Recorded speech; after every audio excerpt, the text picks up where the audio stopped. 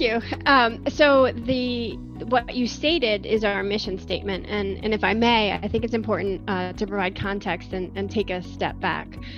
So the IWCA organization began in 2003, and it wasn't until 2019 that the organization started to transition into a staffed model.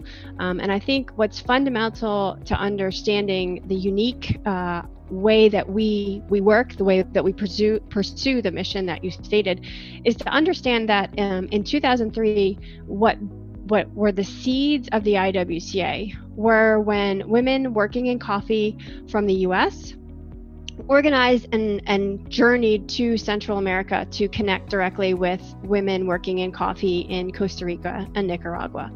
And what happened in that gathering, in that coming together, was a realization that despite several differences, difference of country, difference of culture, difference of role in value chain, that there was a fundamental commonality that was shared. And the fundamental commonality included a desire to do business with dignity, a desire to better themselves and their families, and a desire to improve their communities. And the recognition of that common theme, despite differences, was the foundation of the IWCA organization and was the foundation of the mission statement, which you read. And so for the next 15 or so years, from 2003 to 2015, through partnerships with organizations such as the International Trade Center and others, a group of volunteers based in the US worked to grow what became the IWCA organization. And I say work to grow, but it's also very important to remember, especially when we think of nonprofit organizations, that core to the IWCA model is not a group that is based in the US or based in Europe, which goes into other countries and runs programs, delivers programs, etc. But core to the IWCA organization is that communities hold the solutions to their own challenges. And so in every one of the countries, from 0 countries to now today 25, every one of those countries where there is an official IWCA chapter, it's because individuals in those countries came together to form a chapter. It's not because the US-based 501c3 has the resources and goes in and runs those programs. So I say all that to say, number one, it's important to understand the different model that IWCA operates in. It is very much a people know of our network, identify being part of this network, identify with the mission that connects all of the countries as a key element to addressing the challenges that they've identified in their communities. And so how, to your question, how do we achieve our mission? It is exactly as you stated in your introduction, through amplified market visibility, strategic partnership, and leadership development. And as you may guess, with a very leanly resourced organization that only recently came to have a staffed model, the leadership development happens in leadership by doing, right? Leadership by choosing to come together, find that commonality, and work together to form a chapter. The amplified market visibility is much like, what I suspect led us to come together today. That connectedness, that common point of visibility, which enables individual chapters and countries to become more amplified, become more visible. And strategic partnership is also what is able to occur through our network and through as one organization working with other regional and international organizations.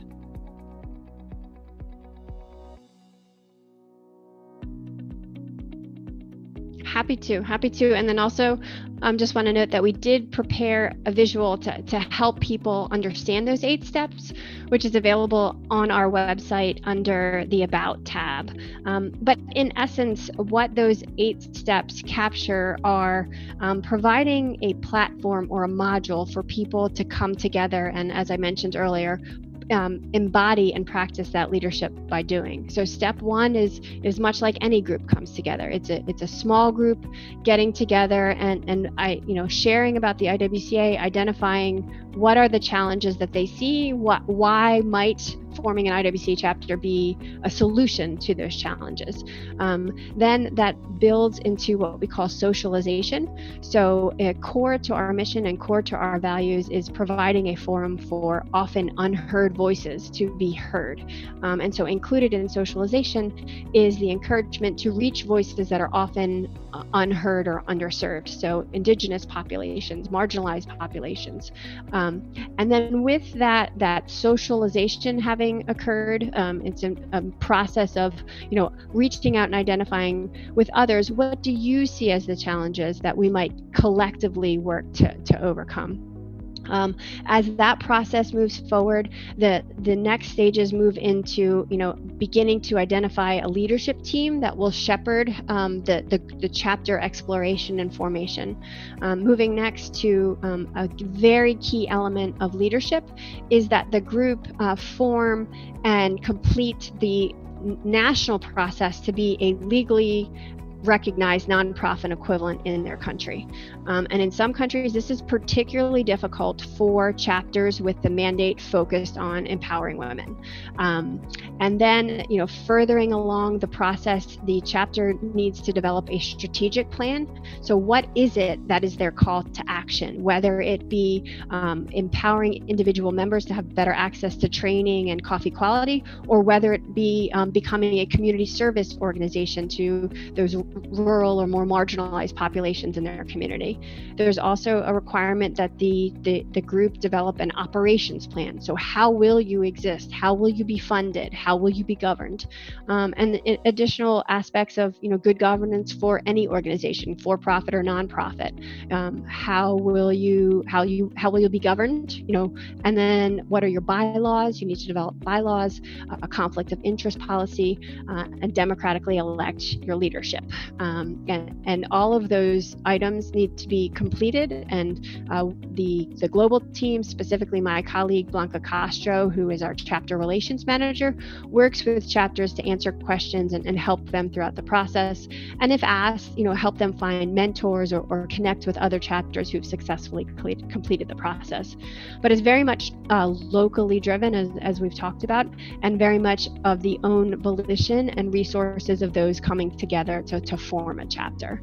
But once all of those steps are completed, the full packet is completed as one full packet. Three different individuals review it to make sure everything is complete, and then we welcome the organization as a official member of the IWCA.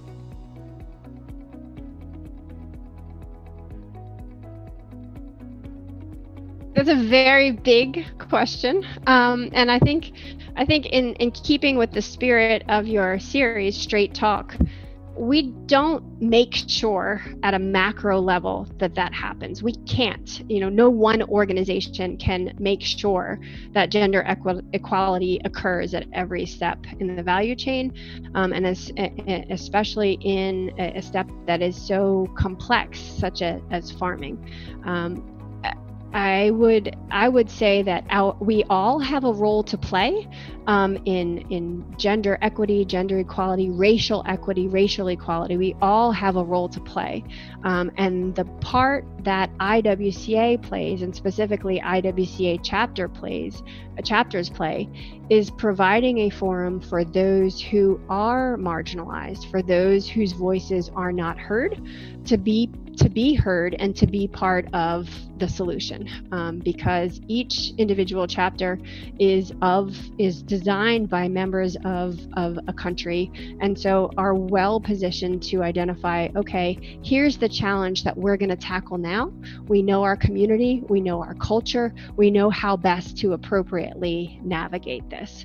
And so I think, no one NGO, no one organization can make sure that this happens, but the part that IWCA does play is to provide a forum for those for whom the system is not working, to be change agents, to pursue sustainable livelihoods for all.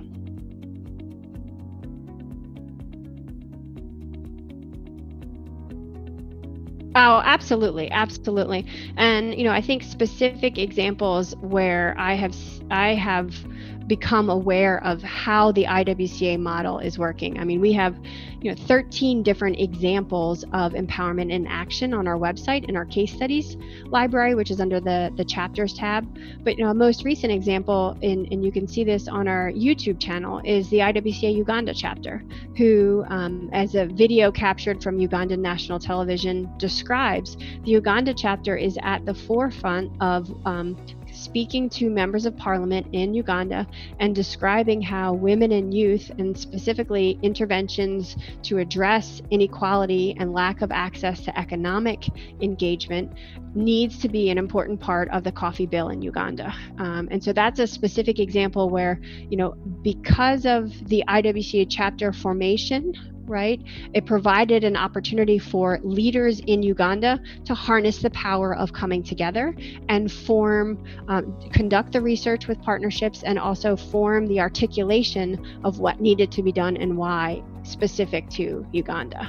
So that's a specific recent example of, I think, the question you are asking me.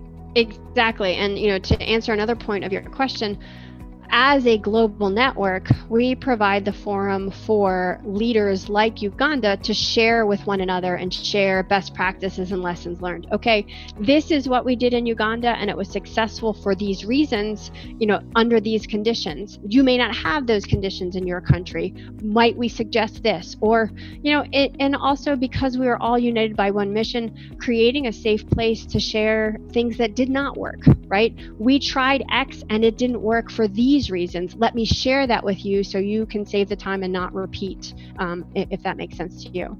So that is also the successes in Uganda, as well as other places, through the IWCA provide a forum for people to share successes and lessons learned and help one another pursue the mission that unites us all.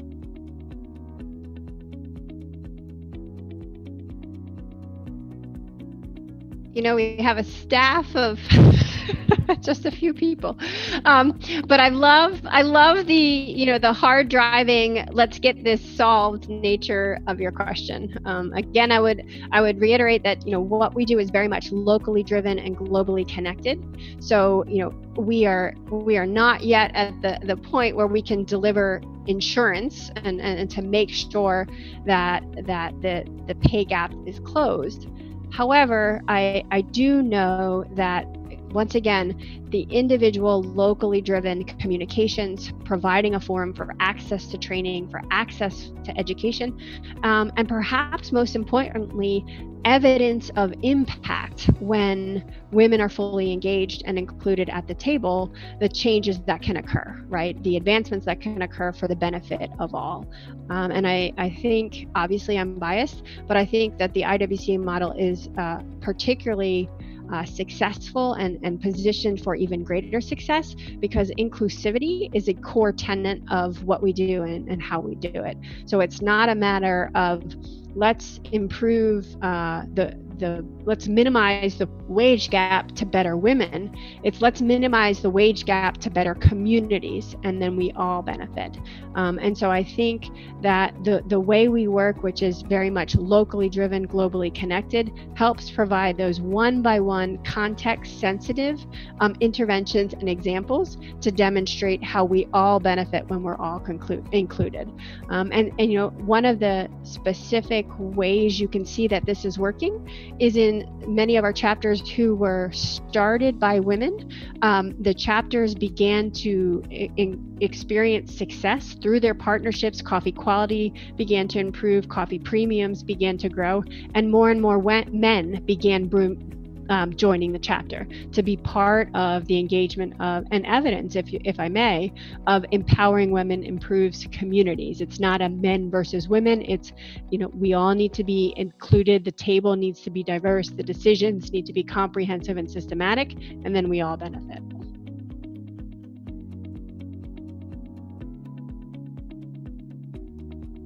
So the nature of the question is, how do we address the gap that prevents us from achieving significant reductions in hunger and poverty? Is that the essence of the question? Yeah.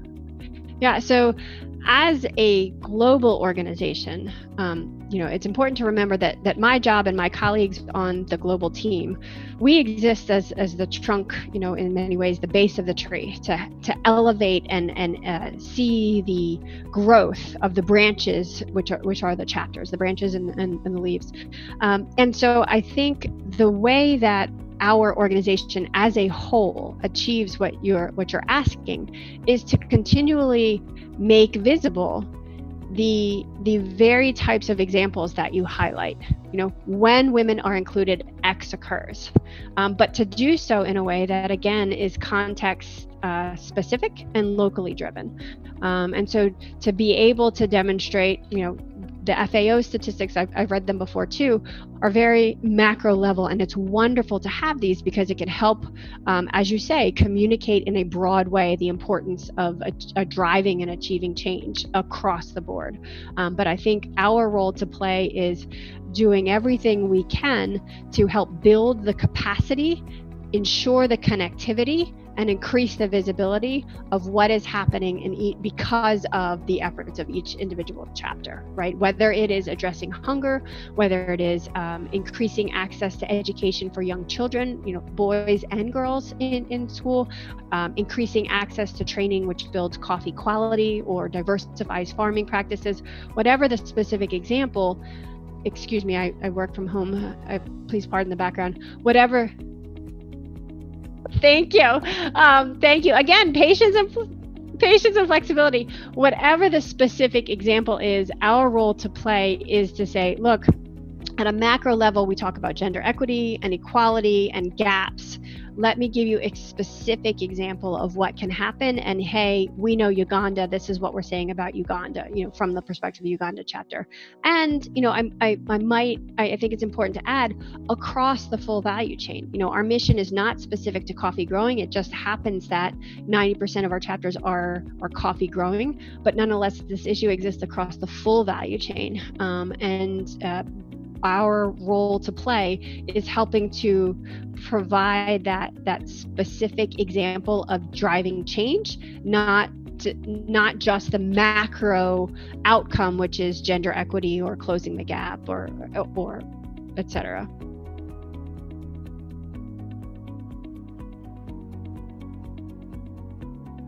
So as independent organizations, I think one of the biggest challenges that chapters find is how to ensure the resources to do their critical work. The resources in terms of partnerships, the resources in terms of specific staff to do the work, and that's necessary.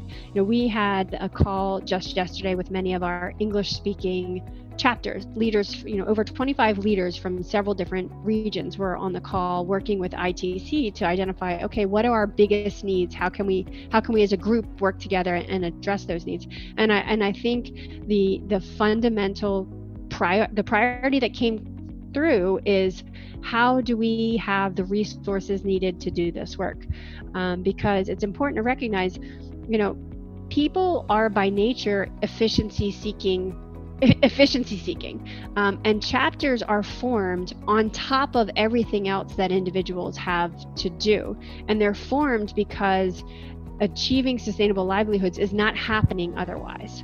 And so it's important to remember that the work being done by chapters, by and large, is driven by, a need to get it done, a desire to get it done, not because resources have been set aside and a plan has been made. So I think the biggest challenge is, okay, the need for this work has been fundamentally undervalued, as evidenced by the fact that it still needs to be done, and it's being done by a group that has just come together and make it happen. And then how do we help partners and investors identify the value of empowerment? There's no neat and tidy tangible metric to demonstrate the return on investment for empowerment or the return on investment for capacity building or confidence building. But nonetheless, we all know in our day jobs that it's essential for success. So how do we identify the investability and return on investment in empowering locally driven change agents?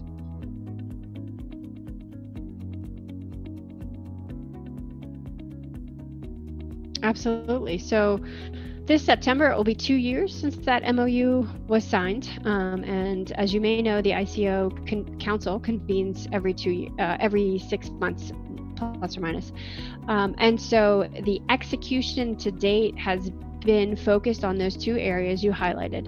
And so in terms of connecting results-driven leaders, my role has been every ICO meeting to share with the ICO membership, okay, here are the results that are happening in your countries that are driven by IWCA chapters.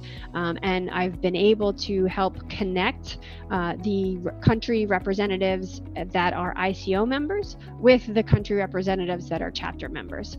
So to provide another forum that's outside what I might posit is the typical communication channels for the country representatives at ICO to make that connection that is based on the results that are driven by IWCA chapters, right? To help form those connections in country. Similarly, another element of that is my role in communicating back to IWCA chapters, okay, here's what's happening at ICO, because by and large, it's not happening otherwise. So for example, I'm able to describe, okay, here's what Resolution 465 is, here's the copy, here's the access, let me know if you have questions. Here's what the London Declaration is, here's a copy, let me know if you have questions. I don't necessarily know all the answers because the IWCA is not a country government, is not an IWCA member, or is not an ICO member, but by being able to be there and understand what's happening, I'm able to connect our chapters to that understanding to help inform their work, oftentimes in their country in terms of forming partnerships. To the question of incorporating gender distinctions in data collection, this is very much conversational at this time, and it's been a matter of exploring with ICO staff, right? And you may know that ICO staff are involved in the data collection and analysis regarding coffee imports and exports. So it's been a matter of conversations and explorations with ICO staff to explore which countries have distinguished by gender their coffee export-import data. What are the barriers for others doing this, and how might we help to address those barriers? So it's a very complicated process, right? Data collection always is, but we're able to have those conversations that otherwise aren't being had, and begin to unpack the nuances and see what's possible.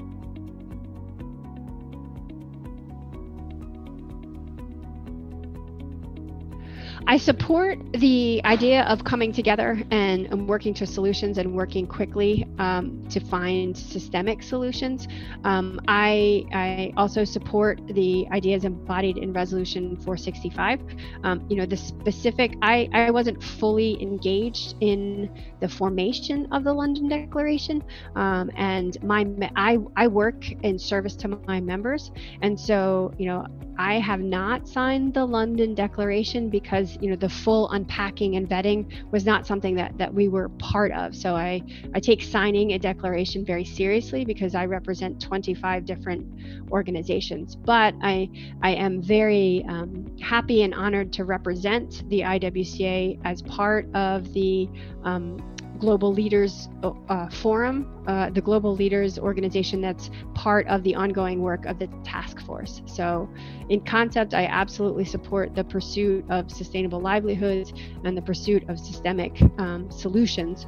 But whether I specifically sign a particular document, I'm not part of the full unpacking to be able to sign that on behalf of my members right now.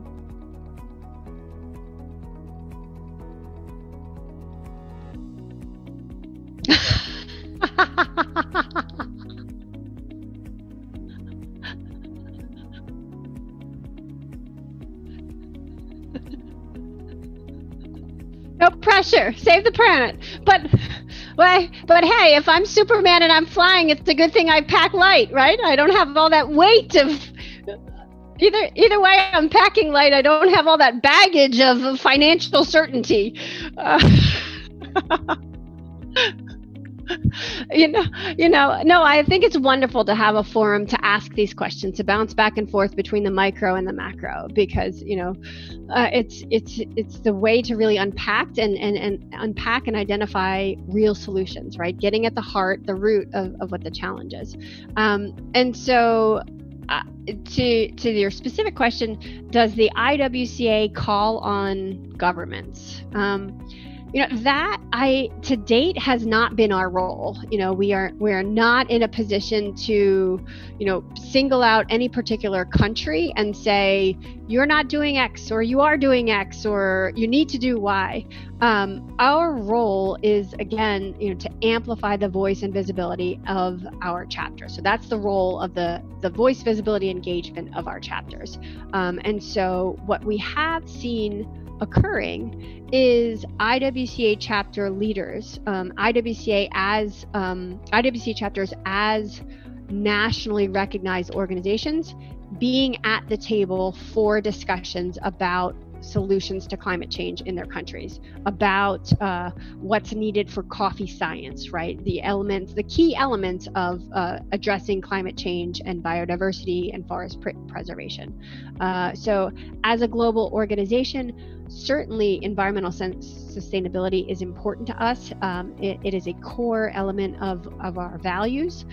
However, our role as a global organization is really to continue to strengthen and grow and assist in the engagement of our chapters. So the specific interventions that governments need to be doing or not be doing are that communication is happening locally. So it's a core tenet. It's one of our values. Environmental sustainability is one of our values, but how we deliver on that value is, again, going back to strengthening and assisting in the engagement of our chapters at the national level.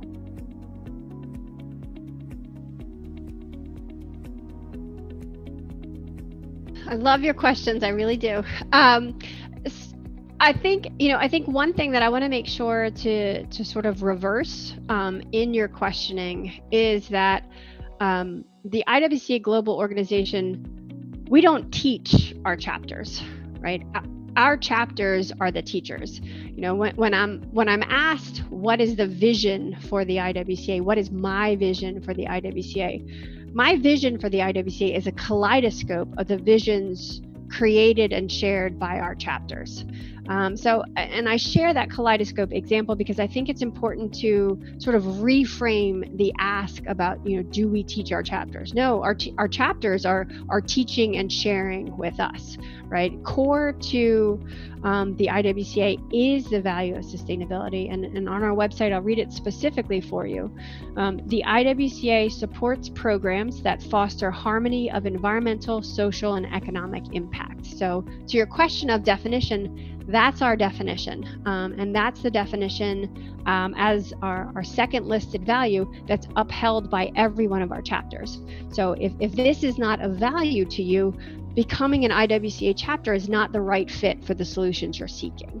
But in terms of how that is embodied, how that plays out in terms of programming related to soil erosion or the use of chemicals, etc., the stronger our chapters are at forming partnerships, the more they are able to partner with the context-educated experts in those particular topics and provide their members and communities with access to resources and trainings on those topics related to environmental sustainability, but also economic and social sustainability.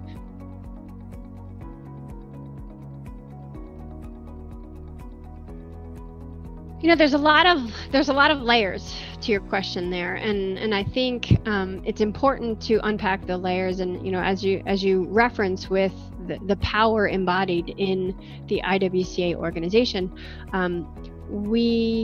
I think if solutions are to be meaningful and lasting, they're going to take time to identify and implement. And so, we jokingly talk about the power wielded by the IWCA, but one of the reasons why I believe we are such a powerful organization is because we are steeped in complexity. There is no one single definition beyond at the value level. There is no one single definition that works universally for all, right? Sustainability, we know it when we see it, right? Economic equity, we know it when we see it. But how we get to those states of being from where we are now is steeped in complexity because every context is different. And so I think it's important to note that part of why this is slow moving and our solutions tend to be slower to be realized is because we are working with that kaleidoscope, right? So what is child labor versus children on a farm in one country may be different from one to the other. Now, exploitation, we know it when we see it. Please don't misinterpret that to mean that I am endorsing exploitation. I absolutely am not.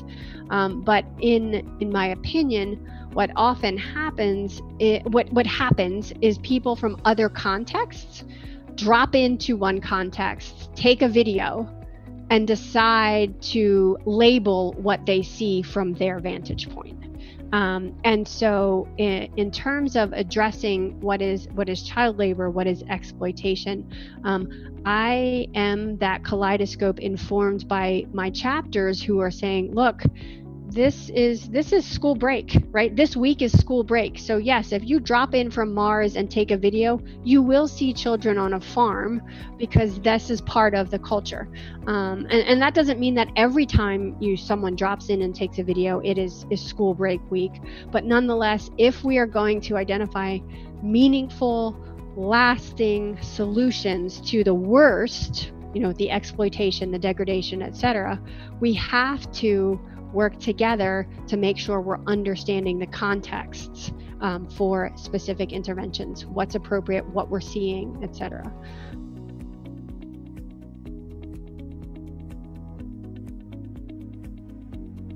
I think inclusion is the future of coffee. I think inclusion is the future of coffee. I think the evidence for meaningful engagement is the future of coffee. I think appreciation of the sometimes difficult to measure is the future of sustainable coffee and economic equality and economic empowerment.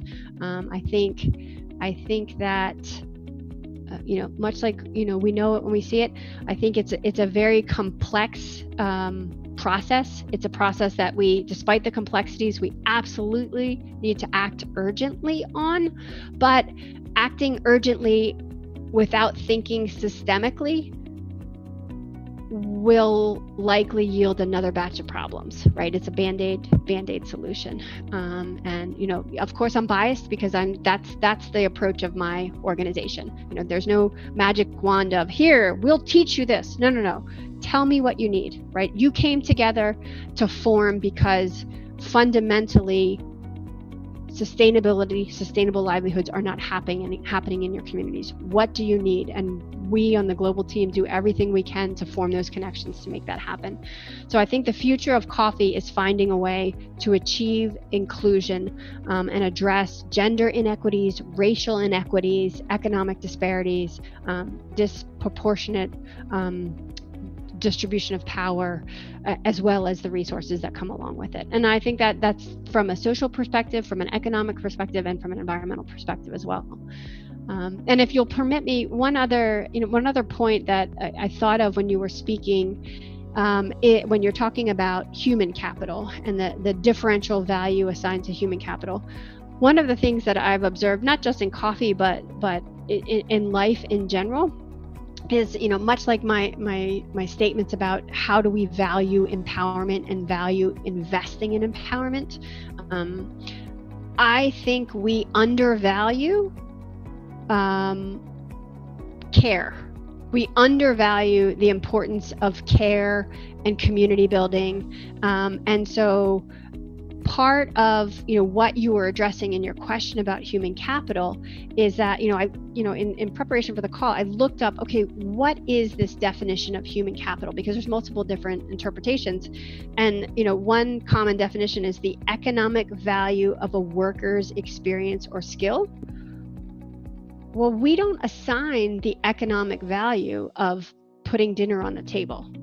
We don't assign the economic value of teaching right for wrong, but we know it's essential to achieving sustainability. And so it happens that, for many reasons, historians can help you understand better than I, that women are delivering care, child care, elder care, etc.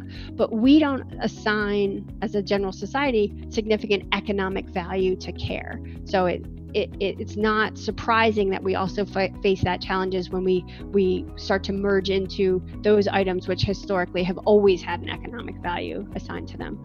And I think it's important for gender equity because it's also important when men increasingly take on roles and responsibilities related to care, co-parenting or co-meal preparation or co-domestic duties, all of which coffee researchers have identified as key elements that hold women back from the questions you are asking me about, pay gap, gender gap, etc.